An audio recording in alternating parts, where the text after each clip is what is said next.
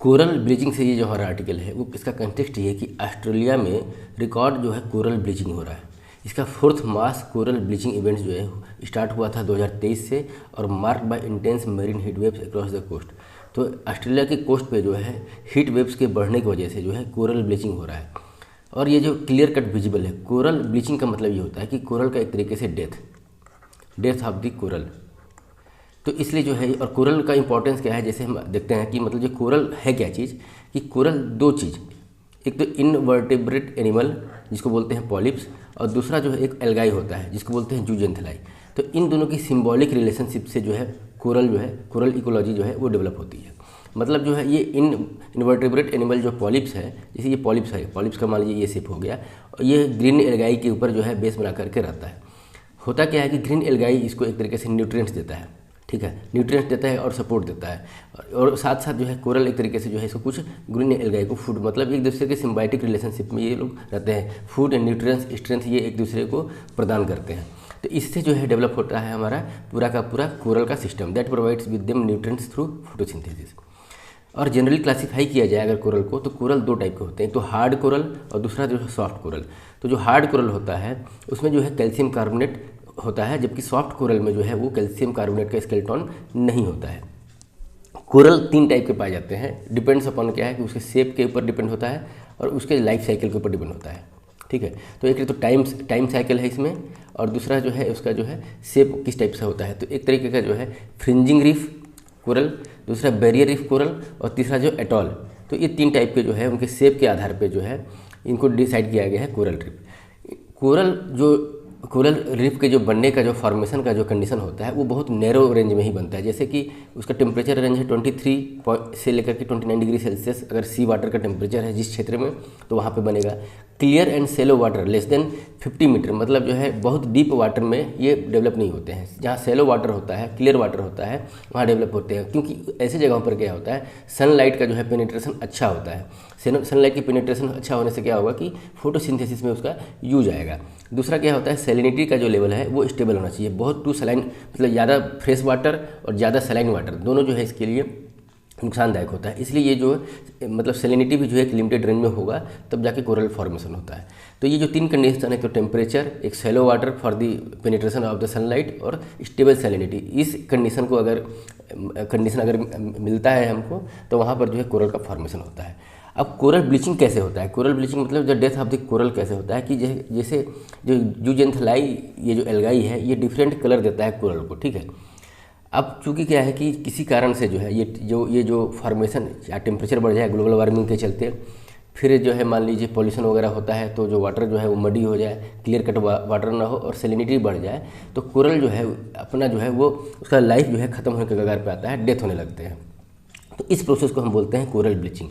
तो occurs when the coral are stressed by the change in the temperature, light and nutrients and expel symbiotic algae living in their tissue। तो इसके चलते क्या है कि जो कोरल के टिश्यू में सिम्बायोटिक रिलेशनशिप में जो एल्गाई रह रहा है उसको जो है एक्सपेल्ड कर देता है, और एक्सपेल कर देने के बाद जो है causing them to turn completely white and die. और जो कलर जो है कलरफुल जो पॉलिप्स जो है उसको कलरफुल मिल रहा था जूजेंथेलाई के चलते, वो कलर नहीं मिल पाता है और वो वाइट हो जाता है, कम्प्लीटली वाइट हो जाता है और एक तरीके से डेथ हो जाता है उसका, eventually due to the loss of the nutrient source. क्योंकि जो जूजेंथेलाई को अगर एक्सपेल्ड कर देता है तो जो न्यूट्रिएंट का सोर्स है कोरल के पॉलिप्स का, वो उसका एक तरीके से सोर्स खत्म हो जाता है और वो डेथ कर जाता है। सिग्निफिकेंस क्या है कोरल रीफ का? तो सपोर्ट क्या करता है coral reef? 25% of the all marine species including filter feeders, protection of the coast, economic value इस जैसे कि टूरिज्म और फिशरीज, ठीक है, और एक तरीके से जो है कोस्टल को प्रोटेक्शन के जैसे कि स्टॉर्म्स, इरोजन वगैरह से ये प्रोटेक्ट करता है। तो ये जो है सिग्निफिकेंस ये है कि एक तरीके से फिल्टर का कार्य करता है, protection of the coast from the storms, erosion जो साइक्लोन वगैरह आते हैं उससे प्रोटेक्ट करता है। साथ साथ इसकी इकोनॉमिक वैल्यू है टूरिज्म के लिए, फिशरीज़ के लिए, तो इसका सिग्निफिकेंस है। लेकिन क्या है कि इसके कंजर्वेशन की जो टेक्नोलॉजी है जैसे कि बायोरॉक टेक्नोलॉजी, जिसमें क्या है कि uses electric current to stimulate coral formation with deposition of the calcium carbonate. ये बायोरॉक टेक्नोलॉजी से क्या होता है कि आर्टिफिशियली कैल्शियम कार्बोनेट इंजेक्ट किया जाता है ताकि जो है उसको जो है एक तरीके से स्टिमुलस मिल पाए। फिर क्या है 3D printing reef structure, coral crypto preservation, future के रिस्टोरेशन के लिए होता है ये। तो इस टाइप के जो है टेक्नोलॉजी जो है वो अडाप्ट की गई है कोरल को कंजर्वेशन से संबंधित। और Philippines coral larva crypto bank to preserve the reef biodiversity by freezing coral reef seeds. और ये जो है फिलीपींस में कोरल लार्वा क्रायो बैंक है, जहाँ पे जो है इसकी डाइवर्सिटी को प्रोटेक्ट करने के लिए, कोरल की डाइवर्सिटी को प्रोटेक्ट करने के लिए एक तरीके इसके सीड्स को फ्रीजिंग फॉर्म में रखा गया है। तो ये हुआ कोरल से संबंधित हमारा क्या है कि कैसे सिग्निफिकेंस क्या है, कैसे फॉर्मेशन होता है, और डेथ होता है तो किस कंडीशन में डेथ होता है, और उसके कंजर्वेशन के क्या क्या एफर्ट किए गए हैं। अगर डिस्ट्रीब्यूशन की बात की जाए तो कोरल का डिस्ट्रीब्यूशन ग्लोबली क्या है, देखिए ये इतना नैरो रेंज में मिलता है। टेम्परेचर इसका 23 से 29 डिग्री सेल्सियस फॉर्मेशन का है। सेलो सी होना चाहिए ताकि वाटर का जो है वाटर इतना क्लियर हो कि सन का पेनिट्रेशन हो पाए। तो इसके चलते मोस्ट ऑफ द कोरल्स जो है वो ट्रॉपिकल सी में ही मिलते हैं। ट्रॉपिकल सी का मतलब ये हुआ कि जैसे हमारा ये इक्वेटर है, तो इक्वेटर से 23.5 डिग्री नॉर्थ और 23.5 डिग्री साउथ जो ट्रॉपिकल ऑफ कैंसर और ट्रॉपिक ऑफ कैप्रिकॉर्न लाइन है, इसके बीच में जो सीज हैं उस बीच में ज़्यादा मिलता है। मोस्ट ऑफ द कोरल जो है इसी बीच में लोकेटेड है। अब मोस्टली लोकेटेड है इसका मतलब ये नहीं है कि ट्रॉपिक क्षेत्र से बाहर कोरल बिल्कुल अवेलेबल नहीं होता है। इसलिए कभी अगर एक्सट्रीम वर्ड आता है कि कोरल्स ऑनली फाइंड इन मतलब ट्रॉपिकल रीजन में, तो ही ऑनली वाला जो वर्ड होगा फिर इसके चलते वो गलत हो जाता है। Mostly located in tropical forest, a tropical waterland, और more than 1/3 located in Australia, Indonesia and Philippines. मतलब जो है वर्ल्ड का 1/3 मतलब 33% जो है कोरल्स कहाँ पे स्थित है, इन 3 देश ऑस्ट्रेलिया, इंडोनेशिया और फिलीपींस में। और वर्ल्ड का सबसे लार्जेस्ट कोरल रीफ क्या है कि ग्रेट बैरियर रीफ ऑस्ट्रेलिया का। ग्रेट बैरियर रीफ जो है ये जो ऑस्ट्रेलिया का लोकेशन आप देख रहे हैं, तो ये जो है इस एरिया पे जो है कोरल रीफ मिलता है। इसे बोलते हैं मतलब जो इसको बोलते हैं coral great barrier coral reef.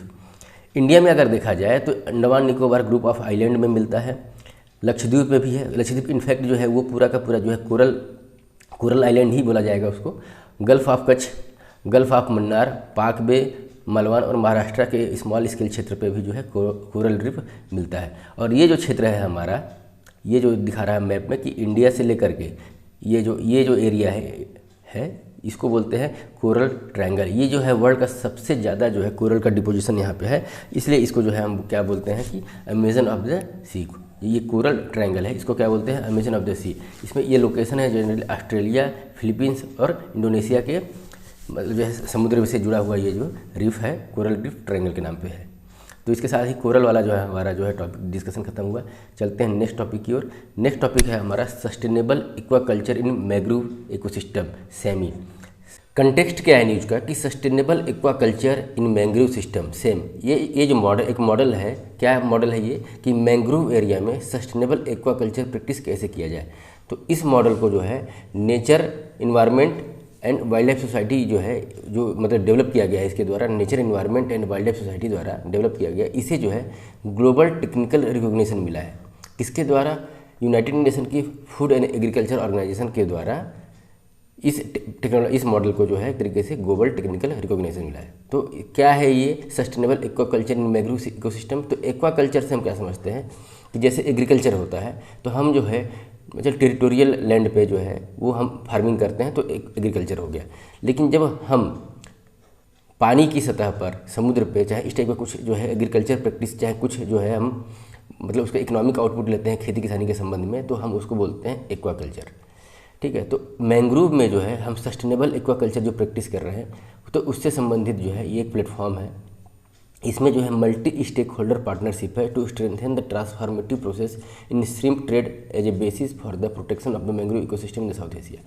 Sustainable practice कैसे है और मल्टी स्टेक होल्डर का क्या इन्वॉल्वमेंट है, जैसे देखिए क्या कि पहले जो है एक्वाकल्चर प्रैक्टिस अगर होता था मैंग्रोव एरिया में तो मैंग्रोव फॉरेस्ट को जो है क्लियर किया जाता है, काट करके स्पेस बना करके जो है जगह बना करके एक्वाकल्चर प्रैक्टिस किया जाता था। अब क्या किया गया है कि मैंग्रोव को एज इट इज रहने के साथ साथ जो है उसमें ही कुछ सस्टेनेबल प्रैक्टिस किया गया है कि जिसे श्रिम्प फार्मिंग फिशरीज वगैरह जो है वो किया जाए, इसलिए इसको बोलते हैं सस्टेनेबल एक्वाकल्चर मैंग्रोव इकोसिस्टम। ये सुंदरबन एरिया में जो है सस्टेनेबल एक्वाकल्चर जो प्रैक्टिस है to build a resilient ecosystem standardize a practice of cultural methodology of the brackish water aquaculture. तो जो मैंग्रोव का जो एरिया होता है वो ब्रेकिस वाटर कंडीशन होता है वहाँ पर सस्टेनेबल जो है एग्रीकल्चर या बोला जाए एक्वाकल्चर जिसमें फिशरीज है, श्रिम्प्स है, ये सब की जो है क्रैब है, इन सब की जो है फार्मिंग की जा सके। तो इस प्रोसेस को जो है जैसे सस्टेनेबल एक्वाकल्चर मैंग्रोव इकोसिस्टम है उसको nature environment and wild life society द्वारा डेवलप किया गया है। लेकिन इसको फंडिंग कहाँ से मिलता है, तो ग्लोबल नेचर फंड, ये कहाँ with in consortium with natural land. तो ये एक जर्मनी का एक ऑर्गेनाइजेशन है, वहाँ से फंडिंग मिलती है और कुछ जो है हमको जो कॉर्पोरेट हाउस है, मर्सरीज बेंच वगैरह जो है इसमें फंडिंग देते हैं। और ये जो operationalize the integrated mangrove aquaculture which aims to promote extensive culture of low stocking density with no additional feed input. मतलब जो है इसमें एक तो इसकी कॉस्टिंग कम करने की बात हो रही है कि एडिशनल फीड कुछ नहीं दिया जाएगा, और जो है इन्वायरमेंटल प्रोटेक्शन की बात की जा रही है, ब्लू कार्बन सिंक की बात इसमें की जा रही है। तो मैंग्रोव्स क्या है और इसका क्या सिग्निफिकेंस है, इसको हम देखते हैं कि मैंग्रोव्स एक टाइप का जो है प्लांट कम्युनिटी है जो कि साल्ट टॉलरेंट होता है, founded in the tropical and sub tropical intertidal region. मतलब intertidal region in the sense जहाँ पे समुद्र और रिवर वो मिलते हैं, जहाँ रिवर का पानी और सी का पानी जो है मिलते हैं, वैसे जो है इंटरटाइडल रीजन में जो है ट्रॉपिकल और सब ट्रॉपिकल क्षेत्र में जो है ये मैंग्रोव प्लांट पाए जाते हैं। और ये कहाँ डेवलप होते हैं, जहाँ 1000 से 3000 mm, मतलब जो है एक तरीके से 100 से लेकर के 300 सेंटीमीटर तक अगर वाटर रेनफॉल होता है with temperature range between the 26 degree Celsius से 35 डिग्री सेल्सियस के बीच में अगर टेम्परेचर रेंज है, तो वहाँ पर ये मैंग्रोव फॉरेस्ट कम्युनिटी जो है वो डेवलप होते हैं। तो कंडीशन क्या है, एक तो साल्टी वाटर होना चाहिए, ब्रेकिश वाटर होना चाहिए, रेनफॉल जो है 100 सेंटीमीटर से ज़्यादा और 300 मीटर तक के रेंज में होना, 300 सेंटीमीटर के रेंज में होना चाहिए, टेम्परेचर जो है 26 से 35 के बीच में होना चाहिए। तो वहाँ पे ये मैंग्रोव्स जो है फॉरेस्ट थ्राइव करते हैं। कैरेक्टरिस्टिक क्या होता है, इसका जो रूट है वो जो है पानी में डूबा होता है, तो सांस कैसे लेगा, तो इसका यूनिक रूट सिस्टम होता है क्या, न्यू मेटामोफोर बोलते हैं, एंड प्रॉप स्टिल्ट रूट। मतलब जैसे रूट जो है वो चारों तरफ ऐसा फैला रहता है, स्टिल्ट रूट, इसको बोलते हैं न्यू मेटामोर्फोस। और विविपेरस मतलब seeds germinate while they are still on the maternal plant. और सीड्स जो है इसका जो है जब मैटरनल प्लांट में ही रहता है तभी सीड्स जो है इसका जर्मिनेट हो जाता है। सीड जो है जब डेवलप हो जाने के बाद से जो है फिर जो है ये जो है सेपरेट होता है उससे। तो इसकी दो यूनिक क्वालिटी जो है इसको सस्टेनेबल बनाती है, मतलब ऐसे इन्वायरमेंट में जीवित रह सके, ग्रोथ कर सके। एक तो इसका जो है रूट सिस्टम न्यू मेटामॉर्फोस है, और सीड का जो है जर्मिनेशन जो होता है वो मैटरनल प्लांट में होता है। तो दो कंडीशन इसका जो है। सिग्निफिकेंस क्या है कि ये हाईली जो है कार्बन सिंक का कार्य करता है। नेचर्स कार्बन वॉल्ट स्टोर क्या 7 to 5 टाइम्स मोर कार्बन पर एकड़ इन देन ट्रॉपिकल फॉरेस्ट। जो ट्रॉपिकल फॉरेस्ट है, जो हमारे फॉरेस्ट है जैसे सागौन, साल, चाहे पलास, चाहे बहुत सारे जो टेरिटोरियल जो फॉरेस्ट्स हैं वो जितना कार्बन एब्जॉर्ब करते हैं उससे 7.5 से लेकर के 10 टाइम्स ज़्यादा कार्बन ये एब्जॉर्ब करता है। एक तरीके से 7 टाइम्स मोर कार्बन जो है सिंक का कार्य ये करता है। साथ ही साथ जो है provide critical habitats for the nursery for the fish, crabs, और उसको बोला जाता है किडनी ऑफ द नेचर, क्योंकि ये जो है बहुत सारे सेडिमेंट्स को फिल्टर करता है। Natural shields against the extreme weather events जैसे storm, surges, prevent erosion and stabilise coast. मतलब जो है सी साइक्लोन्स वगैरह जो आते हैं उस समय जो है कोस्टल एरिया को जो है एक्सट्रीम वेदर इवेंट से एक तरीके से प्रोटेक्ट करता है, और साथ ही साथ जो है कोस्टल एरिया का जो इरोजन है उसको कम करके कोस्टल एरिया को स्टेबलाइज करता है। इंडिया में मैंग्रोव्स का अगर देखा जाए तो टोटल मैंग्रोव्स कवर क्या है इंडिया में 4991 स्क्वायर किलोमीटर है अपने पास, जो कि 0.15% of the country's total geographical area. मतलब इंडिया के जियोग्राफिकल एरिया का 0.15% जो है वो मैंग्रोव फॉरेस्ट है। As per the India state forest report 2023 के तहत जो है इसकी ये इसका डेटा बोलता है। India record eight 11.4 net increase in mangrove cover between 2001 to 2023 में। तो मतलब माइनर ही इंक्रीज हुआ है, लेकिन मैंग्रोव फॉरेस्ट जो है इंक्रीज हो रहा है as per the India state of forest report 2021 के कंपेयर में 2023 वाला जो रिपोर्ट बोलता है। इंडिया में सबसे ज़्यादा जो है मैंग्रोव फॉरेस्ट कवर है कहाँ पे, वेस्ट बंगाल में, जो कि जो है इंडिया के मैंग्रोव कवर का 42.45% है। उसके बाद गुजरात में, उसके बाद अंडमान एंड निकोबार आइलैंड में 12.39% है। सुंदरबन जो मैंग्रोव्स है ऑन द डेल्टा ऑफ यहाँ पे गंगा, ब्रह्मपुत्र और मेघना नदी के जो है डेल्टा पे सुंदरबन मैंग्रोव्स डेवलप है। और only mangrove forest globally besides Bangladesh to harbour significance tiger population. और ये मैंग्रोव जो है केवल वर्ल्ड में, अगर बांग्लादेश को भी छोड़ दिया जाए तो ऐसा वर्ल्ड में यही एक मैंग्रोव है जो कि टाइगर पॉपुलेशन को सपोर्ट करता है, जहाँ पे टाइगर पॉपुलेशन बहुत ज़्यादा स्थिति में मौजूद है। और रीजनल क्षेत्र पे रीजनल इनिशिएटिव लिया गया है मैंग्रोव के कंजर्वेशन के लिए। उदाहरण के लिए दिया जाए कि तमिलनाडु गवर्नमेंट का एक शोर स्कीम चल रहा है मैंग्रोव्स के कंजर्वेशन और उसके प्रमोशन के लिए। तो एक तरीके से ये फंडेड है वर्ल्ड बैंक के द्वारा, designated to strengthen Tamil Nadu coastal economy and resilience. Tamil Nadu की कोस्टल इकोनॉमी और रेजिलियंस को बढ़ाने के लिए वर्ल्ड बैंक के द्वारा जो है तमिलनाडु शोर स्कीम को फंडिंग दिया जा रहा है for the conservation of the it's marine चाहे कोस्टल एरिया को कंजर्वेशन के लिए। आइलैंड प्रोटेक्शन जोन, जैसे कि मतलब जो है कोई प्रोजेक्ट अगर लॉन्च होता है कोस्टल एरिया में तो उसके लिए है कोस्टल रेगुलेशन जोन, ठीक है। तो सेम अगर कोस्टल रेगुलेशन जोन चाहे कोस्टल प्रोटेक्शन जोन जो है वो डिक्लेयर करता है, तो सेम उसी टाइप का अगर आइलैंड है कोई हमारा आइलैंड है तो उसके प्रोटेक्शन से संबंधित उसके कंजर्वेशन से संबंधित अगर कोई प्रोजेक्ट लॉन्च होता है तो उस पर कोई इन्वायरमेंटल प्रोटेक्शन एक्ट अगर लागू होने वाला है 1986 के तहत तो उसको बोलते हैं आइलैंड प्रोटेक्शन जोन। तो मिनिस्ट्री ऑफ इन्वायरमेंट ने क्या है कि एक्सटेंड किया है validity of infrastructure project approved under the 2011 island protection zone notification. मतलब आइलैंड प्रोटेक्शन जोन में अगर कोई प्रोजेक्ट है इंफ्रास्ट्रक्चर का प्रोजेक्ट तो उसके संबंधित कोई नोटिफिकेशन जारी किया था 2011 में, तो उसके डेट को और एक्सटेंड किया है। आइलैंड प्रोटेक्शन जोन क्या है, एक तरीके का रेगुलेटरी फ्रेमवर्क है to safeguard ecological integrity of Andaman Nicobar island and Lakshadweep group of island. मतलब जो है ये एक तरीके का रेगुलेटरी फ्रेमवर्क है। कोई भी प्रोजेक्ट जो है वो अगर लॉन्च होता है इंफ्रास्ट्रक्चर से संबंधित आइलैंड वगैरह पे जो अंडमान निकोबार आइलैंड है लक्षद्वीप आइलैंड है तो उसका रेगुलेशन किस तरीके से किया जाएगा एनवायरमेंटल प्रोटेक्शन एक्ट 1986 के तहत, तो उसका एक तरीके से ये जो है इसके बारे में ये बताता है।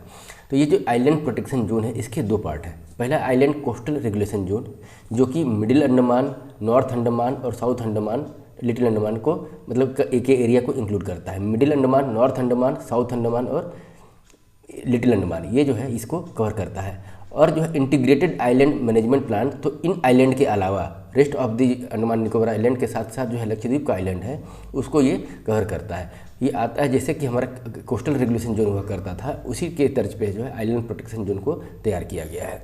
नेक्स्ट टॉपिक है हमारा United nation forum on the forest. Context क्या है कि इंडिया जो है ना, India participated 20th session of the United nation forum on the forest. इसका 20th सेशन हुआ था जिसमें इंडिया ने पार्टिसिपेट किया। ये हुआ कहाँ था, United nation forum on the forest कहाँ पे हुआ था, न्यूयॉर्क शहर में हुआ था। इसमें रीअफर्म इट्स कमिटमेंट, मतलब जिसमें कमिटमेंट को फिर से दोहराया गया कि United nation strategy plan for the forest for the year of 2070 से लेकर के 2030, मतलब एक जो है फ्रेमवर्क तैयार किया गया है फॉरेस्ट के कंजर्वेशन से संबंधित, फॉरेस्ट के प्रोटेक्शन और प्रमोशन से संबंधित 2017 से लेकर के 30 तक के बीच में। तो उससे संबंधित जो है सेशन हुआ है 20th session by the United nation forum on the forest. ये जो फोरम है ये तैयार इस्टेब्लिश हुआ था किसके द्वारा, United nation economic and social council, ये स्पेशलाइजेशन एजेंसी है यूनाइटेड नेशन की। तो United nation economic and social council of the United nation, इसका रिजोल्यूशन था 2035। तो ये रिजोल्यूशन ऐसा इंपॉर्टेंट नहीं है, लेकिन अक्टूबर 2000 में ये रिजोल्यूशन जो है वो पास हुआ था। मेन ऑब्जेक्टिव इसका ये है कि to promote the management, conservation and sustainable development of all type of the forest, मतलब जितने भी टाइप के फॉरेस्ट हैं उनका जो है management, conservation and sustainable development को प्रमोट करना एंड रीइंफोर्स करना कि मतलब दोबारा लागू करना लॉन्ग टर्म पॉलिटिकल कमिटमेंट, मतलब थ्रू द पॉलिटिकल कमिटमेंट जो है इसके मैनेजमेंट, कंजर्वेशन और सस्टेनेबल डेवलपमेंट को एक तरीके से जो है प्रमोट करना है। मेंबर इसके सभी जो यूनाइटेड नेशन के मेंबर हैं और इस यूनाइटेड नेशन के और भी स्पेशलाइज्ड एजेंसी के जो भी मेंबर हैं वो इसके स्वतः मेंबर हो जाते हैं। ये हुआ United nation forum on forest से संबंधित हमारा डिस्कशन। तीसरा है हमारा third United nation ocean conference, मतलब जो तीसरा जो सेशन हुआ यूनाइटेड नेशन ओशन कॉन्फ्रेंस का उससे संबंधित है। कंटेस्ट क्या है इसका कि एक नया नाइस ओशन एक्शन प्लान जो है वो जो है अडॉप्ट किया गया है। नाइस ओशन एक्शन प्लान क्यों, क्योंकि जो ये अपना जो United nation ocean conference third जो हुआ है वो हुआ है फ्रांस के नाइस शहर में, ठीक है। एंड को होस्टेड बाई जो है फ्रांस एंड कोस्टा रिका, मतलब दो देशों के मतलब जो है सहयोग से ये सम्मेलन हुआ था। इसके पहले वाला जो है यूनाइटेड नेशन ओशन कॉन्फ्रेंस जो है फर्स्ट वाला जो हुआ था 2017 में हुआ था और सेकंड वाला जो है 2022 में हुआ था और थर्ड जो है 2025 में हुआ है। इसका की हाईलाइट्स क्या है कि working towards successful conclusion and implementation of the high sea bed treaty. तो हाई सी बेड ट्रीटी जो है BBNJ जो एग्रीमेंट हमने पहले जो मतलब जो डिस्कशन किया था उसके इम्प्लीमेंटेशन से संबंधित जो है इंटरनेशनल एग्रीमेंट की इसमें बात की गई है। दूसरा जो है सस्टेनेबल डेवलपमेंट गोल 14 जो है life below the water and supporting the sustainable blue economy, इसको मतलब इसके फंडिंग को स्केल अप करना है, इसके फंडिंग को बढ़ाने से संबंधित जो है इसमें डिस्कशन किया गया है। Increasing and disseminating marine science knowledge, मतलब मरीन साइंस से संबंधित नॉलेज को बढ़ाना और उसको जो है प्रचार प्रसार करना to inform policy making and support the creation of international panel for the social ocean sustainability, मतलब international panel for the ocean sustainability को सपोर्ट करना, उससे संबंधित पॉलिसी को फॉर्मुलेशन करने में साइंटिफिक टेम्परामेंट, साइंटिफिक नॉलेज को बढ़ाना। इसमें रीअफर्म किया गया है कि committed to develop an international legal binding instrument on the plastic pollution, मतलब प्लास्टिक पॉल्यूशन से संबंधित, रिड्यूस क्लाइमेट एंड एसिडिफिकेशन से संबंधित जो है ऐसा कानून बनाना जो कि ग्लोबली जो है लीगल बाइंडिंग हो। मतलब प्लास्टिक पॉल्यूशन, क्लाइमेट चेंज को के परिवर्तन को रिड्यूस करना, ओशन वाटर का जो एसिडिफिकेशन हो रहा है इसके इम्पैक्ट को कम करना, और साथ साथ कोस्टल कम्युनिटी पे रिलायंट मतलब होना, मतलब जो है इससे संबंधित इसमें जो है डिस्कशन किया गया है। तो ये हुआ हमारा यूनाइटेड नेशन कॉन्फ्रेंस ओशियन से संबंधित। नेक्स्ट टॉपिक है हमारा international blue flag certification. Context क्या है कि महाराष्ट्र के 5 बीच, जिसमें श्रीवर्धन, नागाउन, पारनाका, गुहागर एंड लाडगर, इसको जो है prestigious international blue flag certification मिला है। इन बीचों को, ये जो 5 बीच है, इनको जो है ब्लू फ्लैग सर्टिफिकेशन मिला है। ये जो इंटरनेशनल ब्लू फ्लैग सर्टिफिकेशन है, ये ग्लोबली रिकॉग्नाइज है, इको लेवल है, एक तरीके से इकोलॉजिकल लेवल है। ये अवार्ड दिया जाता है बीचेस को, मरीनास को और टूरिज्म बोर्ड को, blue flag certification program. India में टोटल 18 जो है बीच ऐसे हैं जिनको जो है ब्लू फ्लैग सर्टिफिकेशन मिला हुआ है। इसमें सबसे ज़्यादा हाईएस्ट जो है वो महाराष्ट्र में है। ये जो ब्लू फ्लैग सर्टिफिकेशन मिलता है वो बेस्ड ऑन क्या, मतलब कुछ तो क्राइटेरिया जो है मतलब इंटरनेशनली जो है बनाया गया है उसको फॉलो करना होता है, और rigorous requirement in the areas of accessibility, education, environmental performance, responsible behaviour, safety, service, stake holders engagement and water quality. मतलब ये सब चीज़ों को देख करके कुछ क्राइटेरिया बनाया गया है। तो उस क्राइटेरिया को अगर कोई बीच फॉलो करता है, जैसे इसमें क्राइटेरिया क्या है कि 33 क्राइटेरिया जो है related to cleanliness, beauty and environmental sustainability, तो इस क्राइटेरिया को फॉलो अगर करता है, फुलफिल करता है कोई बीच, तो उसको जो है ब्लू फ्लैग सर्टिफिकेशन मिलता है। और किसके द्वारा मिलता है ये? Awarded by foundation for the environmental education, founded by environmental education FEE। ये एक डेनमार्क की संस्था है। 1985 से ये जो है ब्लू फ्लैग सर्टिफिकेशन का कार्य ये कर रही है, मतलब ब्लू फ्लैग सर्टिफिकेशन देने का कार्य इनके द्वारा किया जाता है। तो डेनमार्क बेस्ड ये एजेंसी है, और ये हमारी जो है ये बहुत सारे जो बीच हैं इनको जो है ब्लू फ्लैग सर्टिफिकेशन दिया गया है। एम फॉर नेचर, मतलब accelerating innovation monitoring for the nature restoration, इसको लॉन्च किया गया है। इस स्कीम को food and agriculture organization 22 April earth day के दिन लॉन्च किया गया। फूड और एग्रीकल्चर ऑर्गेनाइजेशन जो है यूनाइटेड नेशन की एक स्पेशलाइज्ड एजेंसी है। एम क्या है इसका? To improve monitoring and reporting of the global ecosystem restoration effort, मतलब जो है ये एक तरीके से मॉनिटर करेगी, इम्प्रूवमेंट करेगी और रिपोर्टिंग करेगी ग्लोबल इकोसिस्टम के रिस्टोरेशन से संबंधित जो एफर्ट चल रहे हैं। Initiative leverage cutting edge technology, standardized data framework and capacity development to restore at least 30% of the degraded ecosystem by 2030। मतलब जो है जो भी इसका जो है प्रोसेस है, चाहे टेक्नोलॉजी एडाप्टेशन के माध्यम से, चाहे जो डाटा फ्रेमवर्क है उसको स्टैंडर्डाइज करके और कैपेसिटी डेवलपमेंट करके, जो भी इकोलॉजी का डिग्रेडेशन हुआ है उसको 30% तक जो है 2030 तक रिस्टोर करना है। 2030 तक 30% तक जो है डिग्रेडेड इकोसिस्टम को रिस्टोर करना है, as outline in target 2 of the global biodiversity framework. और जो ग्लोबल बायोडाइवर्सिटी फ्रेमवर्क वो भी जो है FNO के द्वारा ही जो है मतलब लॉन्च किया गया था, इसके टारगेट 2 में दिया हुआ है। तो ये जो प्रोग्राम है फूड एंड एग्रीकल्चर ऑर्गेनाइजेशन के द्वारा जो है लॉन्च किया गया, और expanding the scope beyond the forest to provide holistic approach to nature restoration monitoring. मतलब जो है ये जो होलिस्टिक अप्रोच होगा नेचर के रिस्टोरेशन का, वो फॉरेस्ट से बियॉन्ड भी जाएगा। मतलब फॉरेस्ट इकोलॉजी के साथ साथ जो है फॉरेस्ट के बाहर की भी इकोलॉजी है अगर कोई, जैसे कि मान लीजिए कोई लैंड के अलावा सी, वाटर बॉडी से भी जुड़ा हुआ अगर इकोलॉजी है, तो इसको भी रिस्टोरेशन की बात ये करता है। नेक्स्ट टॉपिक है अपना सेंट्रल एशियन ममल इनिशिएटिव। तो ये क्या है? सेंट्रल एशियन कंट्रीज़ जो हैं उसमें ममल के पॉपुलेशन से रिस्टोरेशन के संबंध में है। हुआ क्या है कि central Asian countries come together under the ये कामी मिशन जो है, मतलब सेंट्रल एशियन ममल इनिशिएटिव के अंतर्गत 17 शेयर्ड स्पीसीज जैसे कि साइगा, बुखारा डियर, ETC, ये जब जो स्पीसीज हैं उनको जो है उनकी पॉपुलेशन को प्रोटेक्ट करके रिस्टोर करने की कमिटमेंट एक तरीके से ये करता है। ये जो इनिशिएटिव है 2014 में लॉन्च किया गया था at the 11th meeting of the conference of the party to the convention on the conservation of migratory species of the wild animal. मतलब CMS का जो है कन्वेंशन ऑफ माइग्रेटरी स्पीसीज का जो कन्वेंशन हुआ था 11 नवंबर का, उस मीटिंग के तहत जो है इस योजना चाहे इस इनिशिएटिव को लॉन्च किया गया था। ऑब्जेक्टिव क्या था इसका? To coordinate conservation efforts of 7 की माइग्रेटरी ममल्स स्पीसीज। ये जो 17 की माइग्रेटरी ममल स्पीसीज है वो सेंट्रल एशियन कंट्री में जो है एक दूसरे कंट्री में माइग्रेट होते रहते हैं, तो उनको प्रोटेक्शन की बात ये इनिशिएटिव करता है। नेक्स्ट है अपना ब्लू पिंक गिल एंड सटलॉक मशरूम्स। तो ये जो मशरूम की वैरायटीज़ है इसका कंटेक्स्ट ये है कि जो ये ब्लू पिंक गिल मशरूम है वो तेलंगाना में स्पॉट हुआ। ये रेयर ब्लू पिंक गिल और सटर मशरूम जो है ये जो है रिसेंटली तेलंगाना स्टेट में जो है उसके फॉरेस्ट में जो है रिकॉग्नाइज किया गया, पाया गया। जो ब्लू पिंक गिल मशरूम है वो नेटिव है न्यूजीलैंड का, और इसका जो कलर जो है वो ड्राइव होता है एजुलिन से, जो कि पिगमेंट रेयर इन फंगी, मतलब फंगी में वो रेयरली ही पाया जाता है। सम फ्लावर्स जो कुछ प्लांट्स में जो है ये कॉमनली पाया जाता है, लेकिन चूंकि क्या है कि मशरूम क्या है एक फंगी ही है, फंगी का ही एक स्पीसीज होता है मशरूम, तो ये फंगी में ये जो कलर है ब्लू पिंक गिल मशरूम का वो नहीं पाया जाता है, रेयरली ही पाया जाता है। ये अपना कलर ड्राइव करता है सनफ्लावर से, और ये कदम फॉरेस्ट रिजर्व में जो है ये पाया गया है, और कुछ एरिया जो है कागान नगर फॉरेस्ट डिवीजन में भी पाया गया है। ये मशरूम के बारे में ऐसा बोला जाता है कि rich monsoon driven fungal diversity. अगर इस टाइप के मशरूम जो है मिलेंगे तो जो है फंगल डाइवर्सिटी को और भी बढ़ावा मिलेगा।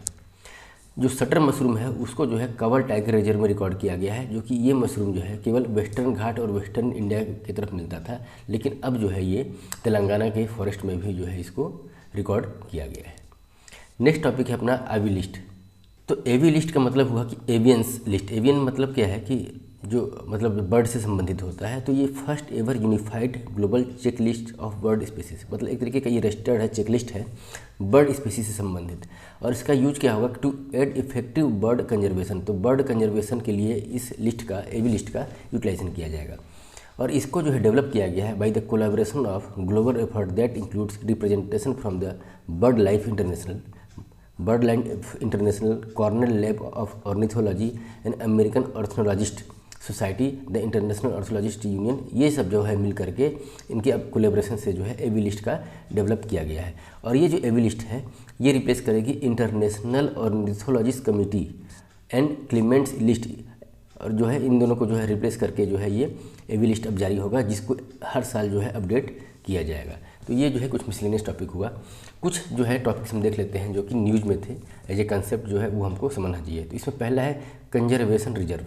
तो कंटेस्ट क्या है कि हेसरघट्टा ग्रासलैंड जो है उसको कंजर्वेटिव रिजर्व डिक्लेयर किया गया है अंडर द सेक्शन 36 से of the wild life protection act 1972। अच्छा जो हम लोग डिस्कशन करते हैं जैसे इन्वायरमेंटल प्रोटेक्शन एक्ट 1986, उसके बाद ये जो wild life protection act 1972, tiger project जो है 1973 से चालू हुआ, चाहे एलिफेंट प्रोजेक्ट 1992 से चालू हुआ, उसी तरीके से जो है फॉरेस्ट कंजर्वेशन एक्ट 1980 है, चाहे उसका कुछ अमेंडमेंट आया, चाहे पेसा एक्ट आया, और जो है ये फॉरेस्ट राइट एक्ट आया 2005 का एक्ट आया फॉरेस्ट राइट एक्ट। तो ये जो है एक्ट के जो मतलब क्रोनोलॉजी है वो हमेशा हमको जो है लगभग याद होना चाहिए। ये हमें प्रीलिम्स के पर्सपेक्टिव से चाहे मेंस में भी कोट करने का काम आता है। तो कंजर्वेटिव रिजर्व का एस्टेब्लिशमेंट होता है under the protected area wild life protection act 1972, और ये इसका डिक्लेरेशन मतलब कोई भी कंजर्वेटिव रिजर्व को कौन डिक्लेयर कर सकता है? तो या तो स्टेट गवर्नमेंट करती है या तो सेंट्रल गवर्नमेंट करती है। और इसका पर्पज़ क्या होता है? Protecting landscapes, Seascapes, flora and फना, मतलब फ्लोरा, फना, लैंडस्केप, सीस्केप्स को प्रोटेक्शन के लिए जो है कंजर्वेटिव रिजर्व डिक्लेयर किया जाता है। जनरली जो है कंजर्वेटिव रिजर्व, जैसे मान लीजिए कोई मेन रिजर्व है जैसे नेशनल पार्क हुआ, तो नेशनल पार्क जो है एक्चुअली वो उसका एक कोर एरिया होता है और एक बफर एरिया होता है, जो कि एक ट्रांजिशन फेस होता है एक नॉर्मल एरिया और कोर एरिया के बीच का। तो कंजर्वेटिव रिजर्व्स जो होते हैं उसको जो है बफर जोन में रखा जाता है। ये एक तरीके से जो है एक माइग्रेटरी कॉरिडोर बोला जाता है। ये इस्टेब्लिशमेंट तैयार करता है नेशनल पार्क चाहे वाइल्ड लाइफ सेंचुरी के बीच में और रिजर्व एंड प्रोटेक्टेड फॉरेस्ट के बीच में। इसका रेगुलेशन कौन करता है? तो conservative reserve management committee appointment by the state government advises chief wild life warden. तो मतलब जो है इसका जो regulation conservative reserve management committee करती है, जो कि स्टेट गवर्नमेंट के द्वारा अपॉइंटमेंट किया जाता है। और ये जो है रेगुलेशन जो कमेटी है कंजर्वेटिव कमेटी है वो चीफ वाइल्ड लाइफ वार्डन को एक तरीके का उस कंजर्वेटिव रिजर्व को मैनेज करने के लिए एक तरीके का एडवाइजरी बॉडी के रूप में काम करती है, सलाह देती है। नेक्स्ट टॉपिक है अपना ग्लोबल ओशियन डार्कनिंग। कंटेक्स्ट क्या है कि एक स्टडी में ये पाया गया है कि 21% of the global ocean, 21% of the global ocean वो जो है डार्क होता जा रहा है। और 2003 से लेकर के 2022 तक में ये डाटा निकाला गया है कि जो ग्लोबल ओशियन है, खास करके आर्कटिक, अंटार्कटिका और गल्फ स्ट्रीम जो है वो पहले के मुकाबले जो है वो डार्क होते जा रहे हैं। तो डार्कनेस क्या इंडिकेट करता है? ये इंडिकेट करता है reduction in the light penetration, मतलब सूर्य की रोशनी का पेनिट्रेशन उतना नहीं हो पा रहा है डार्कनेस की वजह से ग्लोबल ओशियन में। इसके चलते जो है जो फोटिक जोन होता है, मतलब जो सनलाइट वाला जोन होता है, जो उत्पादन वाला जोन होता है, प्रोडक्टिव जोन होता है, वो श्रिंक होता जा रहा है, कम होता जा रहा है। The photic zone is the sunlight layer about 200 meters in depth, मतलब 200 मीटर जो है समुद्र के नीचे का जो डेप्थ होता है उसमें सनलाइट इजीली पेनिट्रेट कर पाता है। वहाँ पे जो है मेरीन लाइफ सर्वाइव करते हैं, फोटोसिंथेसिस वगैरह का जो है प्रोसेस वहाँ होता है। लेकिन टू मच डार्कनिंग हो जाएगा, मतलब जो है फोटिक जोन जो है वो अपना श्रिंक होता जा रहा है। तो अगर ये 200 मीटर तक का डेप्थ है, पहले अगर जो है फोटोसिंथेसिस चाहे प्रोडक्टिविटी के लिए अगर वो 100 मीटर हो गया तो मेरीन लाइफ भी जो है वो खतरे में आ जाएगी, उसको भी जो है एक्सटिंक्शन का जो है एक खतरा मंडराने लगेगा और थ्राइव्स जो है उनका डिफ़िकल्ट हो जाएगा। तो रीजन क्या है कि ओशन डार्कनिंग का? तो in coastal ocean combination of nutrient, organic material, sediments loading due to agriculture run off और इंक्रीज रेनफॉल। मतलब जो है एक तो एग्रीकल्चर रन ऑफ का मतलब जो है जैसे एग्रीकल्चर में हम जो बहुत सारे जो है न्यूट्रिएंट्स का यूज़ करते हैं as a fertiliser, chemical fertiliser वगैरह जो हम यूज़ करते हैं और एक्सेस मात्रा में यूज करते हैं, तो वो एग्रीकल्चर रन ऑफ मतलब बारिश के पानी के साथ चाहे एक्सेस इरिगेशन भी किए तो वो जो है फ्लोट होकर के फिर बाद में जब ओशन में मिलता है तो ओशन का ओवर न्यूट्रिफिकेशन हो जाता है। ठीक है, ऑर्गेनिक मटेरियल और न्यूट्रिएंट आते हैं तो ओवर न्यूट्रिफिकेशन हो जाता है और उसके चलते जो है ये जो सेडिमेंट्स वगैरह न्यूट्रिएंट्स वगैरह डिपोजिट होते हैं तो उससे ओशन जो है डार्क हो जाता है। ये कोस्टल ओशन की बात हो रही है। जब ओपन ओशन की हम बात करते हैं तो warming of the surface ocean, surface ocean के वार्मिंग की वजह से क्या होता है? एल्गल ब्लूम होता है, मतलब जो एल्गाई होता है उसका ग्रोथ बहुत तेज़ी से होता है। तो एल्गल ब्लूम के चलते जो है climate driven changes in the ocean circulation pattern, और जो एल्गल ब्लूम के चलते जो है ये एल्गल ब्लूम भी क्यों होता है? क्योंकि क्लाइमेट चेंज ऐसा होता है कि वो सपोर्ट करता है एल्गाई के ग्रोथ के लिए। एल्गाई मतलब एक तरीके काई होता है, मतलब सी वीड्स के रूप में समझिए, ये सी वीड्स है। तो इसका अगर ज़्यादा ग्रोथ हो जाएगा तो ये भी जो है सनलाइट को पेनिट्रेट करने से रोकेगा। तो ये दो चीज़ें हैं, कोस्टल ओशन में क्या हुआ रन ऑफ के चलते हुआ और ओपन सी में क्या हुआ क्लाइमेट के चेंज के चलते जो है एल्गाई बूम हुआ और उसके चलते जो है सनलाइट का पेनिट्रेशन कम होने लगा। इम्पैक्ट क्या होता है? Limit ocean productivity. अब चूँकि सनलाइट का पेनिट्रेशन ही कम हो जाएगा तो ओशियन की प्रोडक्टिविटी अपने आप ही जो है लिमिट हो जाएगी, कम हो जाएगी। By limiting light dependent process like reproduction, photosynthesis, reproduction और सिंथेसिस जो है वो कम हो जाएगा। Declining fish stock impact fisheries industries affect climate regulation, जिसके चलते फिशरी इंडस्ट्रीज और क्लाइमेट रेगुलेशन पे भी निगेटिव असर पड़ेगा। तो ये हुआ ग्लोबल ओशन डार्कनिंग से संबंधित। एक्चुअल में कि ये वर्ड बेस्ड जो है वर्ड किससे एसोसिएटेड है, इस टाइप के भी क्वेश्चंस आते हैं जिसको हमको ध्यान देना चाहिए। नेक्स्ट टॉपिक हमारा इन्वायरमेंटल डीएनए से संबंधित।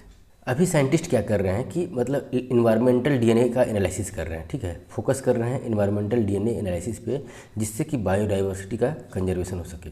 इसमें है क्या इन्वायरमेंटल डीएनए में? ये एक जेनेटिक मटेरियल है, genetic material like DNA from the cell, tissues, fluids and excrement left by the organism in environment. मतलब जो है सेल्स, टिश्यू, फ्लूइड्स, एक्रीमेंट जो भी ऑर्गेनिज्म के द्वारा जो एनवायरनमेंट में छोड़ दिए जाते हैं उससे जो है डीएनए का कलेक्शन है करके, जेनेटिक मटेरियल का जो है कलेक्शन है। ठीक है, अब इस कलेक्शन से क्या होगा कि mapping species presence and distribution. इससे क्या होगा कि हम मैपिंग करेंगे स्पीसीज का प्रेजेंस एंड डिस्ट्रीब्यूशन और उसको ट्रैक करेंगे इकोसिस्टम में। और इसका उपयोग जो होगा एक तरीके से बायो मॉनिटरिंग में होगा, जो कि non invasive, highly sensitive, rapid and cost effective होगा कंपेयर देन अदर। जो हम अगर बायो मॉनिटरिंग मेथड जो यूज करते थे वो मतलब इन्वेसिव हुआ करता था, सेंसिटिव हुआ करता था और इकोलॉजी को डिस्टर्ब करता था। जैसे हम क्या करते थे, एक्जोटिक स्पीसीज़ को जो है इंट्रोड्यूस करते थे, सर्वाइवल वगैरह देखते थे। तो और मैपिंग करने के लिए क्या है कि मतलब कुछ भी मतलब जो है अगर उसको ट्रेस करने के लिए कुछ ना कुछ उसके कॉलर में चाहे कुछ भी इस टाइप का जो है स्ट्रिप्स वगैरह जो है जियो टैगिंग वगैरह टाइप का कुछ यूज़ करते थे। लेकिन ये जो है इससे जो है एक सूटेबल मेथड जो है एडवांस मेथड जो है बायो मॉनिटरिंग के लिए क्या किया गया है कि ईडीएनए जो है इन्वायरमेंटल डीएनए जो है वो लॉन्च किया गया है। तो इससे संबंधित हमारा ये डिस्कशन हुआ। अगला टॉपिक है हमारा ब्लू वॉशिंग से संबंधित। तो जैसे एक ग्रीन वॉशिंग होता है। ग्रीन वॉशिंग में क्या होता है कि जैसे कंपनियां क्या करती हैं कि फॉल्स और मिसलीडिंग क्लेम करती हैं, प्रॉमिस करती हैं कि जैसे ये हमारा जो प्रोडक्ट है वो इन्वायरमेंट फ्रेंडली है, ठीक है, जो कि इन्वायरमेंट फ्रेंडली नहीं भी होता है तो भी जो है फॉल्स क्लेम करते हैं कि इन्वायरमेंट फ्रेंडली है, by misleading advertisement, false labelling और फॉल्स क्लेम। फॉल्स जो है लेब रिपोर्ट वगैरह दे देंगी और इस तरीके से जो है वो डिसेप्टिव इन्फॉर्मेशन प्रदान करती हैं, मिसलीडिंग क्लेम करती हैं सब, तो उसको हम बोलते हैं ग्रीन वॉशिंग। तो उसके अगेंस्ट में जो है वेस्ट टू एनर्जी जो प्रोडक्ट वाली कंपनियां हैं, अब एक जो है एक अडॉप्ट की हैं क्या कि ब्लू वॉशिंग। तो ब्लू वॉशिंग में क्या करते हैं, ये भी एक डिसेप्टिव मार्केटिंग टैक्टिस है जिसमें कंपनियां जो ओवर स्टेट करती हैं अपने कमिटमेंट को लेकर के कि हम रिस्पॉन्सिबल हैं और सस्टेनेबल सोशल और एथिकल बिजनेस प्रैक्टिस करते हैं। वो करते नहीं हैं एक्चुअल में, लेकिन क्या है कि वो मतलब false information, over stated information, deceptive marketing tactics का यूज करते हैं और उसको करते हैं कि we are ethical, we are social, sustainable and responsible, we are doing our business in a such a manner that is responsible, sustainable, social and ethical business practices, ठीक है। और हकीकत में वो ऐसा होता नहीं है। इसके साथ ही पिंक वॉशिंग है क्या, एक टर्म्स है कि यूजिंग LGBTQ, मतलब जो है ये लेस्बियन, गे, बाईजेंडर, जो ट्रांसजेंडर, क्यूअर्स जो होते हैं, rights as a marketing tool while ignoring और failure to improve condition for the LGBT की कम्युनिटी। मतलब जो है एक तरीके से जो है ये भी इनके राइट्स को लेकर के, कोई अगर कंपनी है इनके राइट्स को लेकर के ज़्यादा मुखर होती है, लेकिन हकीकत में जो है उनकी कंडीशन को इम्प्रूव करने के लिए जो कार्य करना चाहिए उस कार्य करने में एक्चुअल में वो फेल होती है या उसको इग्नोर कर देती है, इसको बोलते हैं पिंक वॉशिंग।